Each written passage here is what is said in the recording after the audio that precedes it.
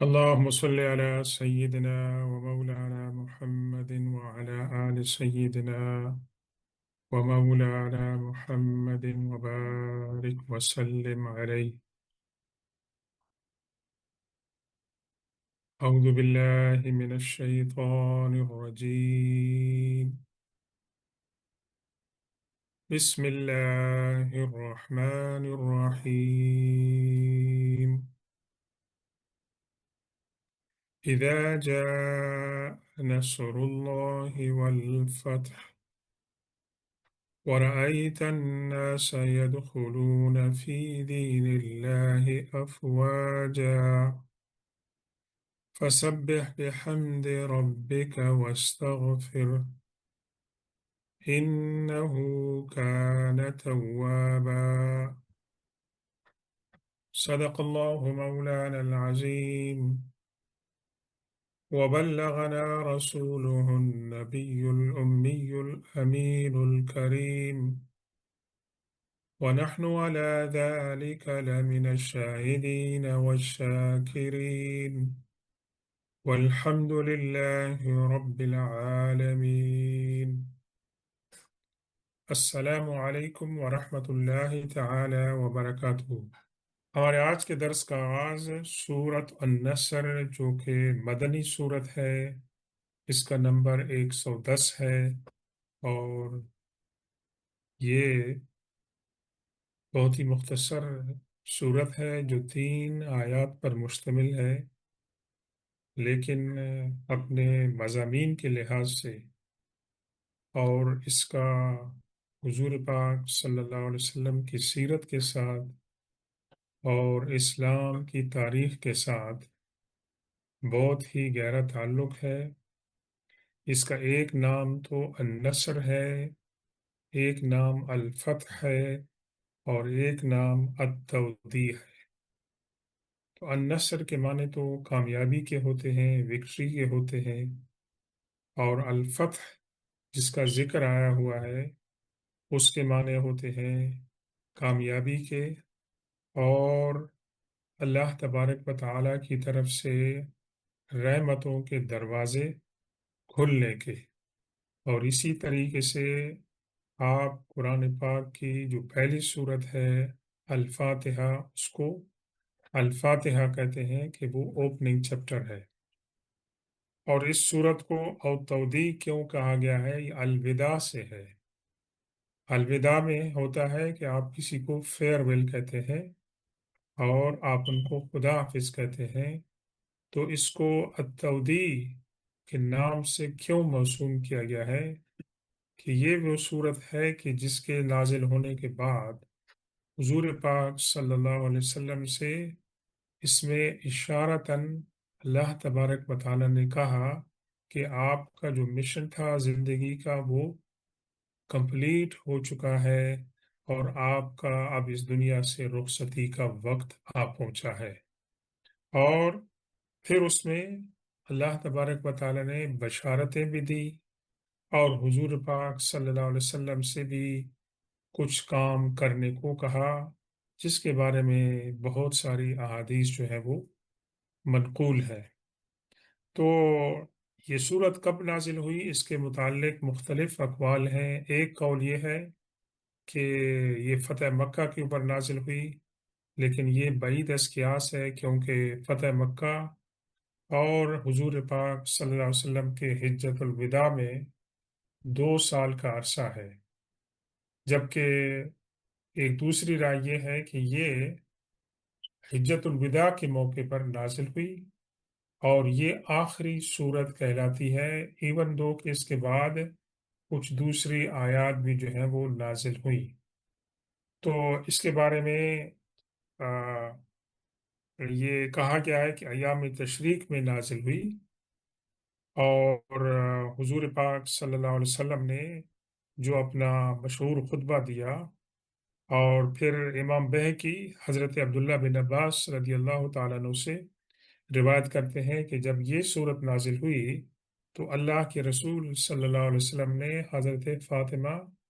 الزہرا رضی اللہ تعالیٰ عنہا کو بلایا اور فرمایا کہ میرے لیے یہ پیغام مجھے دیا گیا ہے کہ اب میرا اس دنیا سے رخصتی کا وقت آ چکا ہے۔ تو حضرت فاطمہ رضی اللہ تعالیٰ عنہا یہ بات سن کر رونے لگی، اور پھر جو ہے وہ آ، بعد میں ہنسنے لگی۔ تو آپ نے فرمایا کہ حضور پاک صلی اللہ علیہ وسلم نے مجھے یہ بتایا کہ میری رحلت کا وقت آ چکا ہے، تو میں روئی، اور اس کے بعد آپ نے مجھے فرمایا کہ آپ صبر کریں، اور آپ میرے اہل خانہ میں سب سے پہلے وہ فرد ہوں گے جو مجھ سے آ کر ملیں گے۔ تو یہ بات سن کر میں ہنس پڑی خوشی سے کہ میں بھی اس دنیا سے جلدی رخصت ہوں گی، اور حضور پاک صلی اللہ علیہ وسلم کے ساتھ میرا ملاپ ہوگا۔ تو چنانچہ 6 مہینے کے بعد حضور صلی اللہ علیہ وسلم کے وصال کے حضرت فاطمہ الزہرا رضی اللہ تعالی عنہ کا انتقال ہوا۔ یہ بیک گراؤنڈ اس کا بہت لمبا ہے، مختصراً یہ عرض کریں کہ فتح مکہ سے پہلے قریش کے علاوہ مکہ سے باہر کے جو قبائل تھے وہ ویٹ اینڈ سی کی کیفیت میں تھے، کہ یہ معاملہ چل رہا تھا حضور پاک صلی اللہ علیہ وسلم اور قریش کے درمیان، اور قریش چونکہ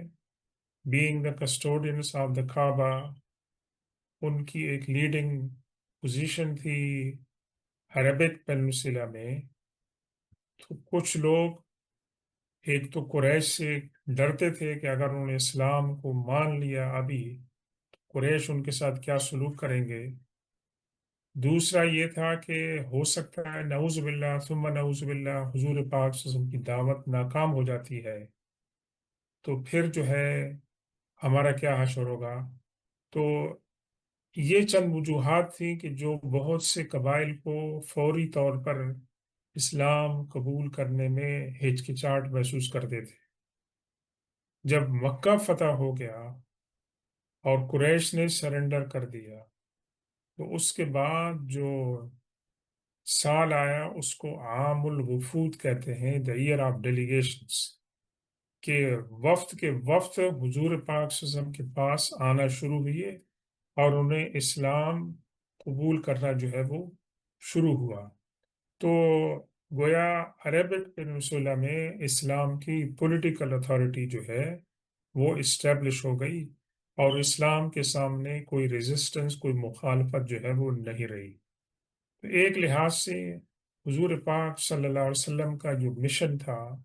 کہ ایک تو ایک ایسی جماعت تیار کی جائے جو اسلام کو سمجھے، اس کو امپلیمنٹ کرے، اور دوسرا یہ ہے کہ حضور پاک صلی اللہ علیہ وسلم کی سیرت ان کے سامنے ہو، اور تیسرا یہ ہے کہ کم از کم جزیرہ نمایاں عرب پورا ہو چکا تھا، ان کی سوورنٹی جو ہے وہ اسٹیبلش ہو جائے۔ کرام کو دنیا سے حضور پاک صلی اللہ علیہ وسلم کہ جس کام کے لیے وہ آتے ہیں، جو مقصد تھا اس کام کے لیے آخر وقت تک وہ کوشش کرتے ہیں۔ اور یقیناً انبیاء کرام کی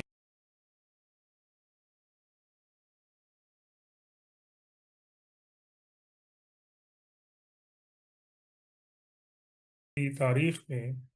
حضور پاک صلی اللہ علیہ وسلم وہ منفرد پیغمبر ہیں جنہوں نے اپنی زندگی میں اس بات کا اعلان کیا کہ انہوں نے اللہ کا پیغام پہنچایا،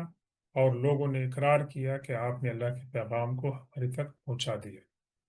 تو اللہ تبارک و تعالیٰ فرماتے ہیں جب اللہ کی مدد آئی اور فتح، تو اللہ کی مدد آئی تب تو قریش مغلوب ہوئے، اللہ کی مدد آئی کہ بغیر لڑائی کے مکہ فتح ہو گیا، اللہ کی مدد آئی کہ عرب کے ڈیلیگیشن جو تھے وہ حضور پاک صلی اللہ علیہ وسلم کے پاس مدینہ میں آتے تھے اور اسلام جو ہے وہ قبول کرتے تھے۔ والفتح سے مراد فتح مکہ بھی ہے، اور فتح سے مراد یہ ہے کہ یہ اوپننگ ہو رہی ہے اللہ کی طرف سے رحمتوں اور برکات کی امت مسلمہ کے اوپر، کہ مخالفت بھی ختم ہوگی اور اسلام کا جو ہے وہ بول بالا بھی ہوگا۔ وَرَأَيْتَ النَّاسَ يَدْخُلُونَ فِي دِينِ اللَّهِ أَفْوَاجًا، اور آپ نے دیکھا اور آپ دیکھیں گے کہ لوگ اللہ کے دین میں فوج در فوج، غول در غول جو ہے وہ داخل ہوں گے۔ تو حضور پاک صلی اللہ علیہ وسلم نے ایک حدیث میں فرمایا کہ اسلام کے اندر لوگ فوج در فوج داخل ہوں گے، اور ایک وقت آئے گا کہ فوج در فوج اسلام سے لوگ نکل آئے گے۔ اور یہ پیشن گوئی تھی حضور پاک صلی اللہ علیہ وسلم کی کہ آپ کے وصال کے بعد مانعین زکوٰۃ، منکرین زکوٰۃ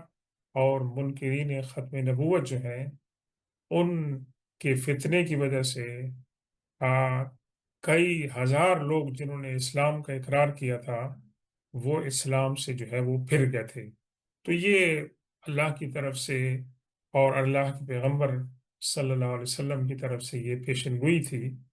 اور اس کے اندر اللہ تبارک و تعالیٰ نے حضور پاک صلی اللہ علیہ وسلم کو خوشخبری سنائی۔ ایک حدیث میں ہے کہ حضرت عمر بن فاروق رضی اللہ تعالیٰ عنہ جو کہ سیکنڈ خلیفہ تھے، جب قریش کے جو صحابہ کرام تھے بزرگ، ان کی مجلس ہوتی تھی، اور خاص طور پر وہ کہ جنہوں نے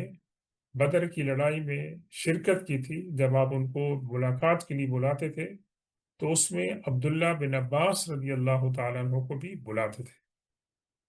تو قریش کے لوگوں کو یہ بات ذرا اچھی نہیں لگی کہ یہ نوجوان ہے، بچہ ہے کل کا، اس کا ہمارے ساتھ کیا لینا دینا ہے کہ ان کو آپ کیوں میٹنگ کے اندر بلاتے ہیں، اور انہوں نے یہ سوال بھی اٹھایا آپ سے۔ تو حضرت عمر رضی اللہ تعالیٰ نے ان کا سوال سن لیا، اور ایک دوسرے موقع پہ ان کو بلایا، اور اس میں حضرت عبداللہ بن عباس رضی اللہ تعالیٰ عنہ کو بلایا۔ تو حضرت عبداللہ بن عباس رضی اللہ تعالیٰ عنہ فرماتے ہیں کہ میں سمجھ گیا کہ اس دعوت دینے کا مقصد کیا ہے، کہ حضرت عمر رضی اللہ تعالیٰ عنہ مجھے ان کے سامنے پیش کرنا چاہتے ہیں۔ تو حضرت عمر فاروق رضی اللہ تعالیٰ عنہ نے تمام لوگوں سے پوچھا کہ مجھے یہ بتائیں کہ قرآن کی یہ جو صورت ہے اذا جاء نصر اللہ والفتح، اس کا مطلب کیا ہے؟ تو ان میں جو لوگ بیٹھے تھے کسی نے تو کہا کہ اس سے مراد یہ ہے کہ اللہ تبارک و تعالیٰ کی مدد آئی ہے اور اسلام کا غلبہ ہے، یہ تمام باتیں انہوں نے بیان کی، اور کچھ لوگ جو ہیں وہ خاموش ہو گئے۔ تو حضرت عمر فاروق رضی اللہ تعالیٰ عنہ نے حضرت عبداللہ بن عباس کی طرف اشارہ کیا کہ تم بتاؤ کہ اس کے بارے میں تمہاری رائے کیا ہے؟ تو حضرت عبداللہ بن عباس رضی اللہ تعالیٰ عنہ نے عرض کی کہ امیر المومنین، اس سے مراد حضور پاک صلی اللہ علیہ وسلم کی رحلت اور وصال کا اعلان ہے، جو اللہ تبارک و تعالیٰ نے حضور پاک صلی اللہ علیہ وسلم کو سنایا۔ تو حضرت عمر فاروق رضی اللہ تعالیٰ نے فرمایا کہ میری بھی یہی رائے ہے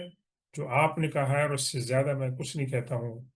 تو اس سے مراد یہ ہے، کئی باتیں اس سے پتہ چلتی ہیں۔ ایک تو یہ ہے کہ حضرت عبداللہ بن عباس رضی اللہ تعالیٰ عنہ اگرچہ کم سن تھے، لیکن کم عمری میں انہیں حضور پاک صلی اللہ علیہ وسلم کی محفل میں، گھر میں جانے کا اور ملاقات کا جو ہے وقت زیادہ ملتا تھا، اور انہوں نے بہت ساری احادیثیں بھی روایت کی ہیں، قرآن کی تفسیر بھی ہے، فقہ کے معاملات کے بارے میں بھی ان کی جو ہے نا آ،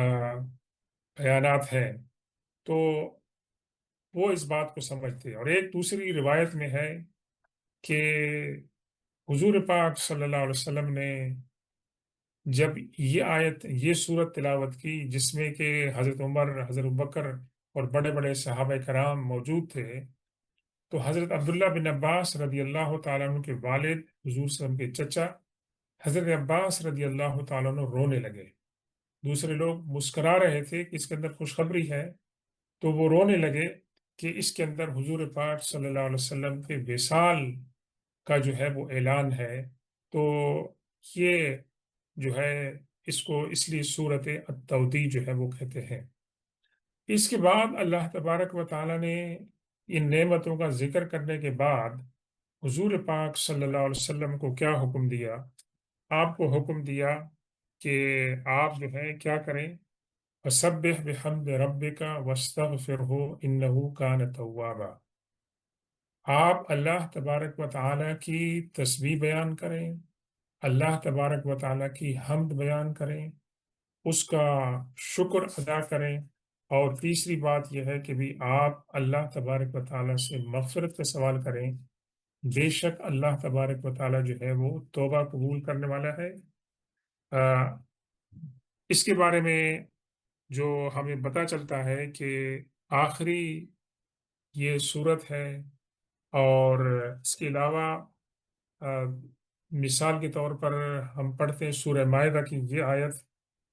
الیوم اکملت لکم دینکم واتممت علیکم نعمتی۔ تو یہ جو ہے، یہ جو آیت ہے، یہ حضور پاک صلی اللہ علیہ وسلم کے وصال سے 80 دن پہلے جو ہے یہ نازل ہوئی۔ اس کے بعد ایک اور آیت ہے، آیت کلالہ، جو سورہ مائدہ کے آخر میں ہے،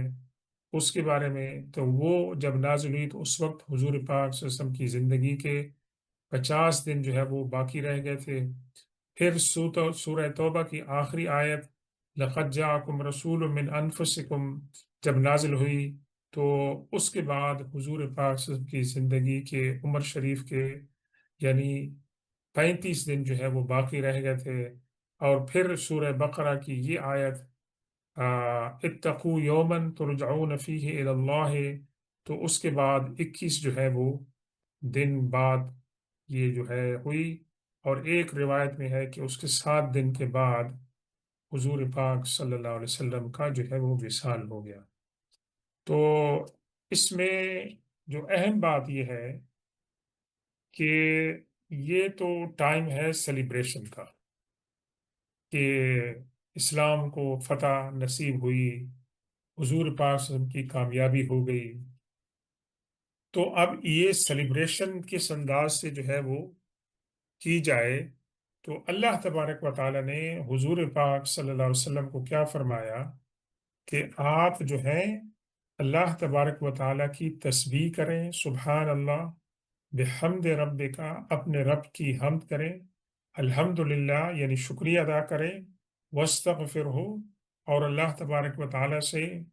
استغفار کریں، بے شک وہ توبہ کو بہت زیادہ قبول کرنے والا ہے۔ اس کے بارے میں ہمارے پاس کافی احادیث ہیں، میں چند کا ذکر کرتا ہوں کہ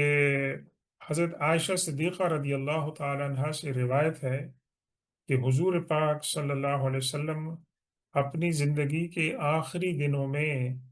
یہ دعا جو ہے اپنے رکوع اور سجود میں کثرت سے کرتے تھے۔ وہ کیا تھی؟ سبحانک اللہم ربنا و بحمدک اللہم اغفر لی۔ یہ جو تھی یہ دعا اللہ کے رسول صلی اللہ علیہ وسلم اپنے سجدوں میں اور رکوع کے اندر یہ کثرت سے فرماتے تھے۔ اور ایک اور جو ہے روایت حضرت عائشہ سے مروی ہے کہ فرمایا کہ حضور پاک صلی اللہ علیہ وسلم آخری عمر میں، آخری دنوں میں یہ دعا کثرت سے کرتے تھے، سبحان اللہ و بحمدہ استغفر اللہ و اتوب الیہ۔ تو یہ گویا جواب تھا جو اللہ تبارک و تعالی نے آپ کو تعلیم دی کہ آپ اللہ کی تسبیح بیان کریں، تحمید بیان کریں، اور اللہ تبارک و تعالی سے جو ہے وہ استغفار کریں۔ اور اس کے بارے میں حضرت عائشہ رضی اللہ تعالیٰ نے سورہ نصر کا بھی جو ہے وہ ذکر جو ہے وہ کرتے ہیں ویسے۔ ایک اور روایت میں ہے کہ حضور پاک صلی اللہ علیہ وسلم جو تھے وہ اس کا زیادہ جو ہے وہ ذکر کرتے تھے۔ اس کی وجہ یہ تھی کہ حضور پاک صلی اللہ علیہ وسلم اللہ تبارک و تعالیٰ کا شکر ادا کرنا چاہتے تھے، اور جب آ، اللہ تبارک و تعالیٰ نے آپ کو یہ نعمت عطا فرمائی تو آپ سے اللہ نے یہ بھی فرمایا کہ آپ استغفار کریں۔ تو آ، کچھ مفسرین استغفار کے بارے میں یہ کہتے ہیں کہ حضور پاک صلی اللہ علیہ وسلم کو استغفار کی تعلیم کیوں دی گئی؟ ہاں کہ حضور پاک صلی اللہ علیہ وسلم نے قرآن میں اللہ نے فرمایا کہ آپ معصوم ہیں، آپ کے تمام اگلے پچھلے گناہ جو ہیں اگر کوئی ہے تو وہ معاف ہیں۔ پھر اللہ تبارک و تعالیٰ نے اس موقع پہ استغفار کی تعلیم کیوں دی؟ تو ایک توجہ یہ کی جاتی ہے کہ بعض اوقات ایسے کام ہوتے تھے کہ جس کے اندر ایک کام کرنا زیادہ بہتر ہوتا تھا، تو اگر حضور پاک صلی اللہ علیہ وسلم نے وہ اسٹریٹجی نہیں اختیار کی تو اس کے بارے میں بھی یہ ہے کہ بھی استغفار کیا جائے۔ اور دوسری وجہ کیا ہے کہ اس سے مراد امت کے اندر جو کمزوریاں ہیں، امت کی جو خطائیں ہیں، اور حضور پاک صلی اللہ علیہ وسلم کے صحابہ کرام کے اندر جو تفاوت تھا، ڈیفیشنسی تھی، کہ آپ ان کے لیے دعائیں مغفرت کریں، کہ آپ کی دعائیں مغفرت کے نتیجے میں ان کی جو کمی ہے وہ اللہ تبارک و تعالیٰ ان کو پورا فرمائے گا۔ اور اس کے اندر ایک بہت بڑا درس ہے ہمارے لیے کہ جیسے جیسے انسان کی عمر بڑھتی جائے اور انسان اپنی عمر کے آخری حصے میں پہنچتا جائے تو انسان ایک تو گناہوں سے حد المقدور کوشش کرے کہ گناہوں سے، خاص طور پر سے گناہ کبیرہ سے بچے، اور دوسرا یہ ہے کہ اللہ تبارک و تعالیٰ کی عبادت میں زیادہ جو ہے وہ وقت لگائیں، اور تیسری بات یہ ہے کہ سبحان اللہ، الحمد للہ، استغفر اللہ، لا الہ اللہ اکبر، یہ جو وظائف ہیں ان کا ذکر جو ہے وہ زیادہ کرے، کہ یہ اللہ کے رسول صلی اللہ علیہ وسلم کی سنت ہے۔ تو ایک روایت میں اس سورت کو بھی 1/3 آف قرآن قرار دیا گیا ہے۔